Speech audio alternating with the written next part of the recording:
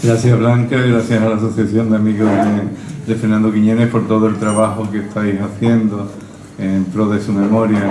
Gracias a la familia de Fernando, especialmente a mi hermana adoptiva Mariela, que anda por ahí.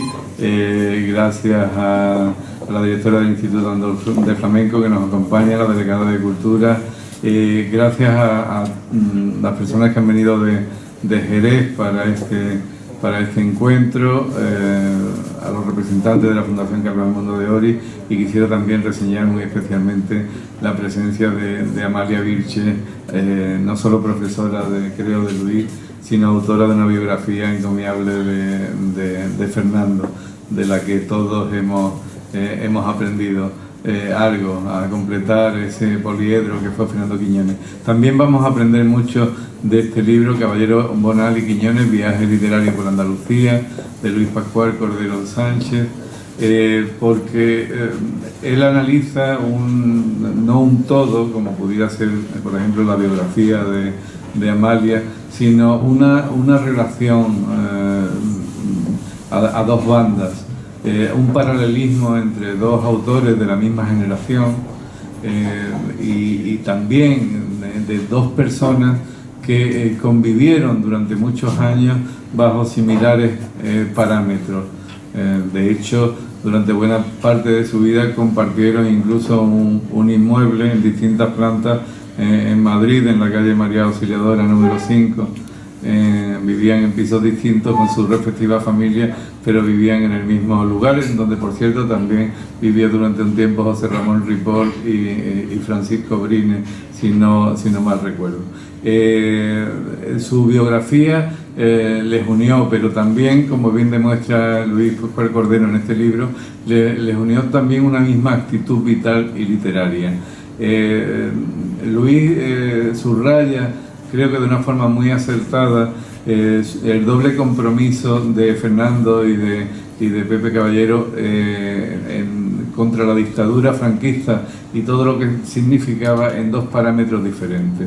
Él habla de un antifranquismo político con compromisos distintos en un caso y en otro, y un antifranquismo estético, que creo que es fundamental en este caso, porque también explica el sentido que Luis le da a su obra.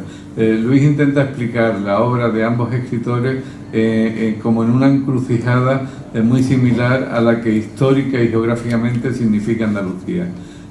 Ambos escritores responden a lo que Luis llama acertadamente el jano bifronte de la memoria andaluza. De un lado mira hacia Oriente, mira hacia el Mediterráneo, mira hacia esa patria final de los gaditanos, que es Beirut, que es el Líbano, que es las costas de Siria y de Líbano, hoy zarandeadas, casi siempre zarandeadas por la muerte y por la guerra, y todo lo que nos viene del Mediterráneo, Grecia, Roma, Cartago, también en gran medida al Andaluz, con todo lo que supuso, y del otro lado ese occidente que, en palabras de Fernando Quiñones, sería la América morena, o la América que descubre José Manuel Caballero Bonal en su propia piel cuando viaja a Colombia a finales de los años 50, comienzos de los 60, y retorna cargado de nuevas experiencias, también de nuevas intuiciones literarias, y publica su primera novela, que es una novela en gran medida la novela de un poeta, que es 2 días de septiembre. Ambos responden a ese jano bifronte que fue Andalucía, que fue Cádiz y que fue Jerez, y que lamentablemente olvidamos que fue, y olvidamos que tendría que seguir siendo un localismo que en rigor no responde en absoluto al alma profunda de Andalucía, y desde luego desatiende al alma y al instinto de Caballero Bonal y de Fernando Quiñones. Nos lleva cada vez más a cerrar la puerta del mar, no solo la de Cádiz, sino la de Andalucía, para encerrarnos en nuestros kilómetros cero respectivos, en localismos absolutamente absurdos, reaccionarios, y que solo conducen necesariamente al olvido y a la miseria, a la peor de las miserias, que es la miseria intelectual. Fernando Quiñones y José Manuel Caballero Bonal abrieron, en cambio, muchas rutas a través del mar y a través de los sueños literarios respectivos.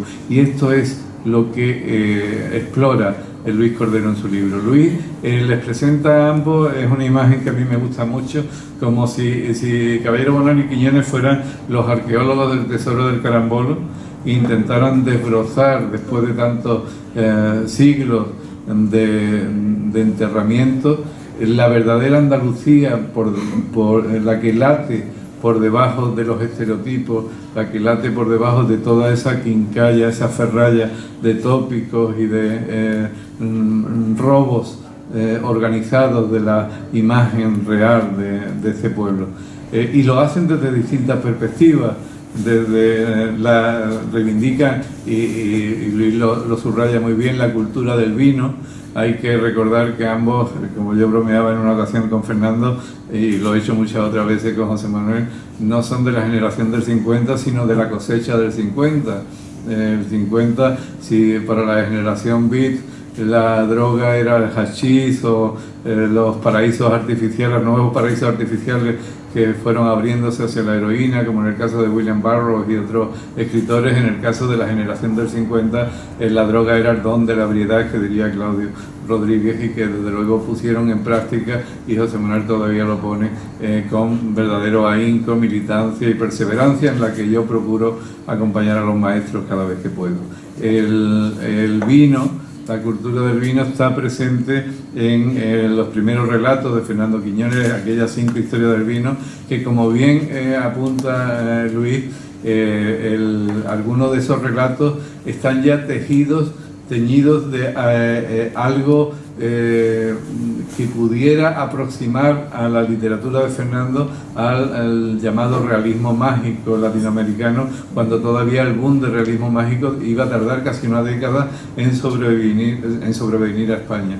Y en el caso de José Manuel Caballero Bonal, aunque 2 días de septiembre no pueda entrar dentro de esos parámetros, desde luego Ágata Ojo de Gato sí está teñida de todo eso. Está teñida del mundo fantástico de Jorge Luis Borges, que, como él recuerda, elogió esas primeras historias de vino y de toro de Fernando Quiñones. Está tejido de el mundo de lo real maravilloso de Alejo Carpentier.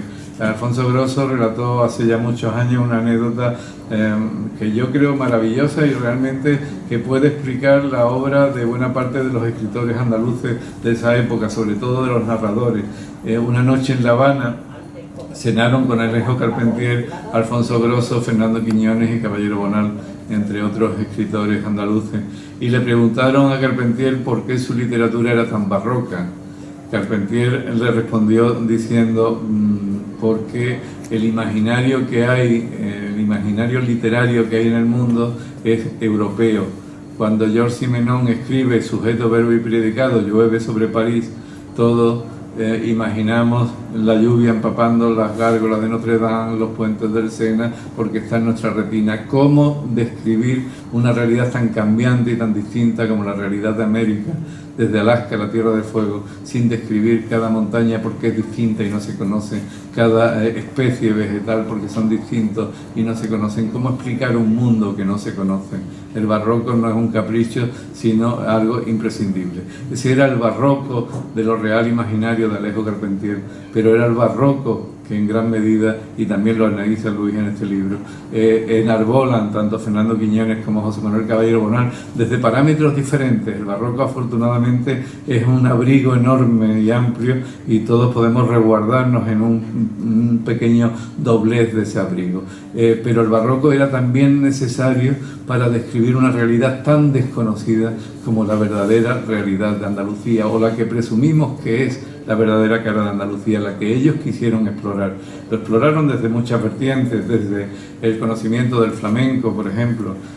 Recordemos que José Manuel Caballero Bonal, que ahora parece alejado de ese mundo, emuló en gran medida a Paul Bowles, como cuando Paul Bowles sale con un magnetófono en los riscos del Rifeño a buscar las viejas tradiciones bereberes, las viejas músicas bereberes. Caballero Bonal lo hace con los flamencos, logra llegar a la casa jerezana de Tianica la Viriñaca, que en aquel momento cantaba a cambio de una caja de galletas, y capturar aquella frase tremenda: cuando canto la boca me sabe a sangre. yo siempre he sostenido que tenía un problema de periodoncia, pero sin entrar en esos extremos, creo que es una frase definitoria no solo del ejemplo vital de Tianica, sino de la experiencia del flamenco. Y Fernando Quiñones, que era caracolero hasta el fondo, mestizo hasta el fondo, pero también respetaba enormemente a Antonio Mairena, hizo una labor fundamental de divulgación del flamenco hasta extremos impensables. Él fue en las misiones pedagógicas del flamenco durante más de una década, iba armado con una ristra de diapositivas en la que aparecía desde luego la fotografía de Enrique el Mellizo con ese sombrero enorme, y él lo definía siempre como esa especie de sheriff tuberculoso que todavía se puede admirar en la peña de hermana de la Peña Juan Villar, que nos acoge y a la que por cierto nos da las gracias por la acogida. Lo hago ahora con muchísimo gusto. Fernando Quiñones y José Manuel Caballero Bonal interpretaban el flamenco más allá del estereotipo flamenco como la esencia real y mestiza de Andalucía, en una búsqueda algo paradójica de una pureza mestiza. El mestizaje es lo más puro del flamenco, y ambos desde distintas perspectivas también lo exploraron, y exploraron América. Desde luego José Manuel Caballero Bonal tuvo su primer naufragio en el río Magdalena, después tuvo otro en San Lucas, en La Barra, y aún espera el tercer naufragio porque asegura que, según una vieja leyenda, aquellos que naufragan 3 veces se hacen eternos. José Manuel Caballero Bonal sin duda es eterno, aunque no naufrague 3 veces. Y Fernando Quiñones viajó a través de la América Morena, solo en compañía de otros. Le recuerdo todavía cuando pregonó la velada y fiesta de la Línea de la Concepción, luciendo un uniforme sandinista que le había regalado Daniel Ortega en Nicaragua, y con el que acompañó a la reina de la fiesta hasta la iglesia mayor de la Línea. Se quedó en la puerta y le dijo a ella: tú entra, que yo me quedo aquí fumando un cigarro, que esto no forma parte de mis tradiciones. De sus tradiciones sí formaba parte América, esa América morena que él identificaba como esa desembocadura natural de Cádiz. Hay que recordar que Caballero Bonal, por otro lado, y también lo subraya Luis, estudió náutica.